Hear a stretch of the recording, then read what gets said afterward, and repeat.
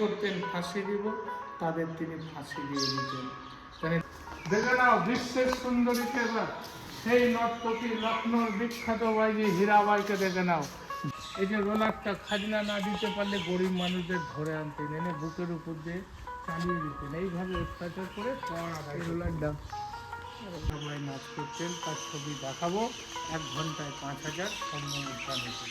So guys, আজকে আমরা আপনাদেরকে ঘুরিয়ে দেখাবো নসিপুর রাজবাড়ি। আমরা ফাইনালি চলে এসেছি নসিপুর রাজবাড়ির এখানে, গাড়িটা এখানেই পার্ক করলাম এবং আমরা এখন যাব নসিপুর রাজবাড়ির ভিতরে এবং আপনাদেরকে দেখাবো পুরো ঐতিহাসিক, এটি হচ্ছে অনেক একটি ঐতিহাসিক জায়গা। সো আপনাদেরকে পুরোটি ঘুরে দেখাবো। সো এদিক থেকে আমরা এন্ট্রি করব এবং এদিক থেকে আমরা বেরিয়ে আসবো, ঠিক আছে? সো ভিডিওটি শেষ পর্যন্ত দেখতে আসুন, আপনাদের অনেক ভালো লাগবে।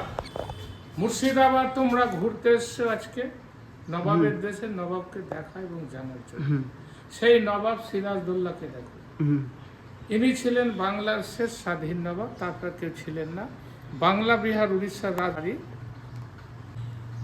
রাজধানী ছিল, নবাব ছিল।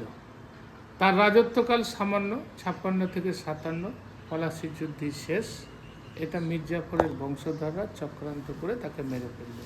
আসো, এটা একটা ঐতিহাসিক স্পট, যার জন্য ছবিটা রাখা হয়।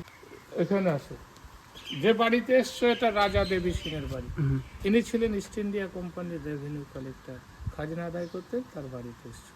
পরে বলবো, মডেলটা দেখো, শোলা দিয়ে তৈরি এই বাড়িরই মডেল।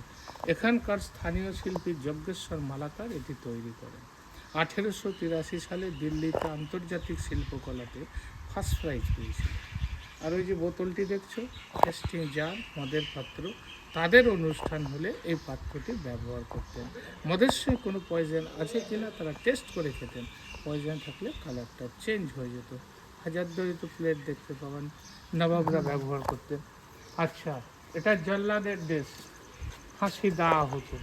যেহেতু ব্রিটিশ পিরিয়ড, ফাঁসি ঘরটা আপনাদের দেখাবো, বন্ধ হয়ে গেছে। তাও নথিপত্র, খাজনা আদায় করতেন তারই কিছু কাগজপত্র। এই যে লকার বা সিন্দুকগুলো দেখে নাও, সেই সময় কোনো ব্যাংক, পোস্ট অফিস ছিল না, বুঝেছো? বর্গী নাম শুনেছো? সেই বর্গীদের আক্রমণ থেকে বাঁচার জন্য এই সিন্ধুগুলো তারা ব্যবহার করতো। স্বর্ণ মুদ্রা, রূপোর কয়েন সেফটি হিসেবে তারা রাখতো। এটাই ছিল তখনকার দিনে তাদের পার্সোনাল ব্যাংক। এবং বর্গী বলতে কোন নবাব ছিল যেন আক্রমণ হয়েছিল, বর্গী আক্রমণ, সেই সিরাজকে দেখালাম। তার দাদুর নাম হচ্ছে আলীবর্দী। আলীবর্দীর সময় বর্গী আক্রমণ হয়েছিল, লুটপাট করে নিয়ে চলে গেছিল। এই যে রোলারটা খাজনা না দিতে পারলে গরিব মানুষদের ধরে আনতেন, এনে বুকের উপর দিয়ে চালিয়ে দিতেন, এইভাবে অত্যাচার করে এই রোলারটা দর্শক বন্ধুরা দেখতেই পাচ্ছেন, খাজনা যদি না দিতে পারতো তো তাদের বুকের উপর দিয়ে এই রোলারটা চালিয়ে দেওয়া হতো। এবার বাদিকে তাকান, যে ফাঁকা গার্ডেনটি দেখছেন, ফুলের গাছ, নানা রকম গাছ, জায়গাটা আজকে ধ্বংসস্তূপ। এই জায়গাটা তখনকার দিনে ছিল ভাইজি মহল। চারিপাশটা ঘেরা ছিল বেলজিয়াম গ্লাস দিয়ে, বাঁধানো ছিল শ্বেত পাথর দিয়ে। স্ট্যান্ডগুলো দেখে নেন লোহার, চারকোনি কাছে দেখবেন গ্যাস লাইট সিস্টেম ছিল, ওপরে সেট সিস্টেম। বড় গাছটার সার্কেলটা দেখছেন, মঞ্চ ছিল। এই মঞ্চে হীরাবাই নাচ করতেন, তার ছবি দেখাবো। 1 ঘন্টায় 5000 স্বর্ণ মুদ্রা নিতেন। টিভি সিরিয়াল বেহুলা দেখেছো তোমরা? হ্যাঁ, আলপনা আঁকা দেখে নাও, প্রফুল্ল দেবী চৌধুরানী। এখানে সিরিয়ালগুলো সব শুটিং হয়েছে। আবার Bangla cinema Prem by chance, একদিন ছিল রাজা, একদিন ছিল রাজা, ওই সিনেমাটা 2019 সালে এসেছিল। আচ্ছা, এটা নাথ মন্দির, নসিপুরের ঝুলন যাত্রা হচ্ছে বিখ্যাত, বুঝেছো? হ্যাঁ, শ্রাবণ মাসে হয়। আগে কলকাতার নামকরা যাত্রাগান হতো, অর্থের অভাবে এখন লোকাল হয়। এবার সোজা তাকাও, একটা টিনের গেট দেখতে পাবো, ওটা হচ্ছে জেলখানা। যারা খাজনা দিতে পারতো না, গরিব মানুষ, ধরে আনতেন, এনে ওখানে বন্দি করে রাখতেন। এটা বিচারশালা, ফাঁসির ঘর তখনকার দিনে।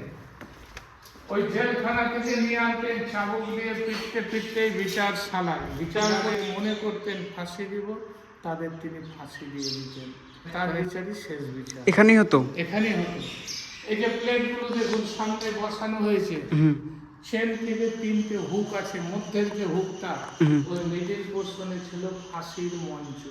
যেভাবে দেওয়া হয় সেভাবেই তৈরি করা ছিল, অর্থাৎ ও ছিল ফাঁসি দেওয়া হতো। এটা একটা অ্যাক্সিডেন্ট হওয়ার জন্যে এটাকে বন্ধ করে দেয় মুর্শিদাবাদ থানা, জিনিসগুলো তারাই নিয়ে যান। আপনারা যেমন এসছেন তারাও দেখতে এসেছিলেন, বাচ্চা শিশু খেলতে গিয়ে কুয়োতে পড়ে যায়, যার জন্য এটা টোটালি এখন বন্ধ হয়ে যায়। দেখে নাও বিশ্বের সুন্দরীকে এবার সেই নর্তকী লখনৌর বিখ্যাত বাইজি হীরাবাইকে দেখে নাও, যার হাইট হলো 6 ফুট 2 ইঞ্চি, 1 ঘন্টায় 5000 স্বর্ণ মুদ্রা নিত। দুটো একই ছবি। কোথায় বাড়ি ছিল? লখনৌ, ফেমাস, সব বাইজি লখনৌ তখনকার। অরিজিনাল নষ্ট হয়ে গেছে, ল্যামিনেশন করা হয়েছে। এটা ওয়ারেন হেস্টিংসের ছবি। এই হলো দেবী সিং, যার বাড়িতে এসছো তোমরা। এটা ওয়ারেন হেস্টিংস আর এটা দেবী সিং। দেবী সিং তারই বংশধর কীর্তিচাঁদ সিং, আর ওটা হচ্ছে ভূপেন্দ্র নারায়ণ সিং। আচ্ছা, এবার তার ইতিহাসটা শুনে দাও। যে বাড়িতে এসছো এটা রাজা দেবী সিং এর বাড়ি। উনি কিন্তু রাজা ছিলেন না, উপাধি দিয়েছিলেন ইস্ট ইন্ডিয়া কোম্পানি, তাই রাজা হয়েছিলেন। দুর্ধর্ষ লোক ছিলেন, নৃশংস অত্যাচারী ছিলেন, যাকে দস্যু বলা হতো। পানিপথের লোক, পানিপথ থেকে এসেছিলেন ব্যবসা করার উদ্দেশ্যে। এসে দেওয়ান রেজা খাঁর অধীনে চাকরি করতেন। এই রেজা খাঁ ছিল আলিবর্দিরই দেওয়ান। 1765-তে ইস্ট ইন্ডিয়া কোম্পানি যখন দেওয়ানি লাভ করে, মানে ইংরেজদের হাতে ক্ষমতা চলে যায়, তখন এখানকার গভর্নর ছিলেন এই ওয়ারেন হেস্টিংস। দেবী সিং, রেজা খাঁ, সীতাব রায়, তিনজনকে বাংলা, বিহার, উড়িষ্যার 3টে রাজ্যের খাজনা আদায় করার দায়িত্ব দিয়েছিলেন। ইনি বাংলার দায়িত্বে ছিলেন, উড়িষ্যায় রেজা খাঁ, বিহারে সীতাব রায়। তার ভিতরে রেজা খাঁ, দেবী সিং ছিলেন দুর্ধর্ষ প্রকৃতির লোক। যে এলাকায় খাজনা আদায় করতে যেতেন, যারা দিতে পারতেন না, মায়ের কোল থেকে শিশুকে নিয়ে ফুটন্ত তেলে চুবিয়ে হত্যা করতেন। শীতকে গরম করে আপনার সামনে স্ত্রী হোক ছেলে হোক চোখে ঢুকিয়ে অন্ধ করে দিতেন। এইভাবে অত্যাচার করতেন, করে কর আদায় করে ব্রিটিশের মন জয় করতেন। একটা দুর্ভিক্ষ হয়েছিল এই বাংলায়, ইতিহাসও পড়ে থাকবেন, শুনে থাকবেন। ছাত্রের মন্বন্তর বলা হতো, লক্ষ লক্ষ লোক না খেয়ে মারা গিয়েছিল। মানুষ জীবন ধারণের জন্যে গাছের পাতা, মানুষের মাংস খেয়ে জীবন ধারণ করেছিল। সালটা ছিল ইংরেজির 1770 আর বাংলার 1176। এটা রামচন্দ্র দেবের মন্দির। এখানে রাম, সীতা, লক্ষ্মণ, ভরত, শত্রুঘ্ন, হনুমানজি, বহু মূল্যবান মূর্তি আছে। ওই ঝুলনে এই সামনে বেদিটা দেখছেন, এর উপরে সাজানো হয়, দর্শনার্থীর জন্য গেটও খুলে দেওয়া হয়। মোগল যুগের ভাস্কর্যগুলো দেখে নেন, পৃথিবীর বিখ্যাত। জাফরি বা পাথরের জাল বলা হয়। আগ্রা, তাজমহল, এসব জায়গায় দেখতে পাবেন। ছেনিয়ার হাতুড়ি দিয়ে তৈরি করেছে, কেটে কেটে মৌচাকের মতো। এত নিখুঁত কাজ, প্রত্যেকটা ফুটো একই রেট, ছোট বড় পর্যন্ত। গেটটা দেখুন, এই জয়েন্ট আর এই জয়েন্ট, এই যে সার্কেলটা, যে আর্টসটা দেখছেন ধনুকের মতো বেঁকানো, একটা পাথরকে ফুটে তৈরি, সব জয়পুরের শিল্পী। সম্পূর্ণ একটা পাথর দিয়ে তৈরি করা হয়েছে। জয়পুরের শিল্পীর জয়পুরের রাজস্থান নাম করা জয়পুরের যত পাথর, তাজমহলের তো সব রাজস্থান থেকে দিয়েছে। এটা অষ্টম জেনারেশন, 8 পুরুষের লোক, রানেন্দ্র নারায়ণ সিনহা। এনাদের বংশধররা এখন কোথায় থাকে? বলছি, এনারা স্বামী স্ত্রী মারা গেছেন, তার ছেলে বর্তমান এখন বাড়ির মালিক রণজয় সিনহা। উনি কলকাতা বালিগঞ্জ গোল পার্কে থাকেন, ঝুলন রথ উপলক্ষে এখানে আসেন। ব্রিটিশ পঞ্চম জর্জের ছবি, ইংল্যান্ডের রাজা ছিলেন। আর আয়নাটা দেখে দেন, তারা ব্যবহার করতে আপনারা পুরো